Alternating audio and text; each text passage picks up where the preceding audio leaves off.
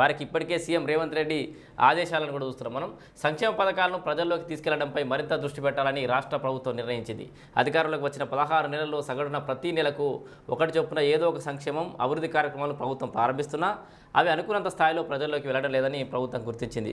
ప్రతిపక్షాలు చేస్తున్న దుష్ప్రచారం ఎక్కువగా ప్రజల్లోకి వెళ్తుందని సర్కార్ అభిప్రాయానికి వచ్చింది. ఈ నేపథ్యంలోనే వచ్చే డిసెంబర్ నాటికి డిసెంబర్ వరకు పథకాలను ప్రజల్లోకి తీసుకెళ్లడంపైనే దృష్టి పెట్టాలని ప్రభుత్వం పెద్దలు నిర్ణయించారు.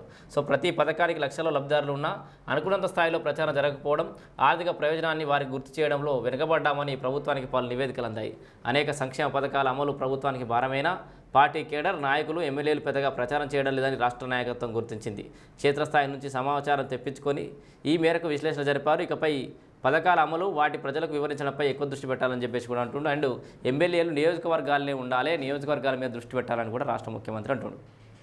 నిజానికి కాంగ్రెస్ అధికారులకు వచ్చినాక వాస్తవానికి ఏదైతే రేషన్ కార్డుల ప్రక్రియ మొదలైంది, ఇందిరమ్మ ఇళ్ల ప్రక్రియ మొదలైంది, రైతు భరోసా పడింది, రుణమాఫీ ఏకపెట్టిన 2 లక్షల రూపాయలు చేసి కొంతవరకు పెండింగ్ ఉన్నమాట వాస్తవం కావచ్చు. అక్కడక్కడ టెక్నికల్ ఇష్యూస్ తోటో ఇంకో పలు కారణాలతో రుణమాఫీ కాలేదు. కానీ సో వాళ్ళు లక్ష చేయడానికి చచ్చిపోయారు కాంగ్రెస్ వాళ్ళు, వీళ్ళు 2 లక్షల రుణమాఫీ అయితే చేశారు. సో ఆర్థిక పరిస్థితి అంతంత మాత్రమే ఉన్నప్పటికీ కూడా ఇచ్చిన హామీలు నెరవేర్చే దిశగా కాంగ్రెస్ సర్కార్ ఎంతో కొంత వాళ్ళ ప్రయత్నం అయితే చేస్తున్నారు.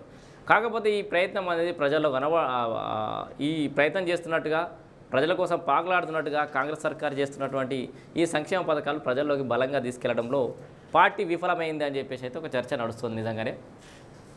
సో అనేక పథకాలు ఈ రైతు భరోసా విషయంలో కూడా కొండలు గుట్టలు చెట్లు పుట్టలకు కూడా బీఆర్ సర్కార్ ఇచ్చింది, వెంచర్లకు కూడా అవన్నీ కాంగ్రెస్ సర్కార్ తగ్గించేసింది. అంటే అనవసరపు ఖర్చులను తగ్గించుకుంటూ ఉన్న సంక్షేమ పథకాలను ఎంతో కొంత గాడిన పెట్టే ప్రయత్నం కొత్త సర్కార్ చేస్తుంది. కానీ జనాలలోకి అది వెళ్ళట్లేదు అని చెప్పేసి అయితే సర్వత్రా చర్చ నడుస్తోంది. ఒక ఫేక్ ప్రచారాలు, ప్రతిపక్షాల యొక్క ప్రచారాలు జనాల్లోకి పోతున్నాయి, కానీ వీళ్ళ సంక్షేమ పథకాలు జనాల్లోకి పోతలేదు అని చెప్పేసి అయితే వీళ్ళ యొక్క ఆవేదన ఉన్నది. దానికి సంబంధించి అయితే ఈ ఒక కార్యాచరణ అయితే రూపొందించే ఆలోచనలో రాష్ట్ర సర్కారు ఉన్నట్టుగా అయితే తెలుస్తుంది.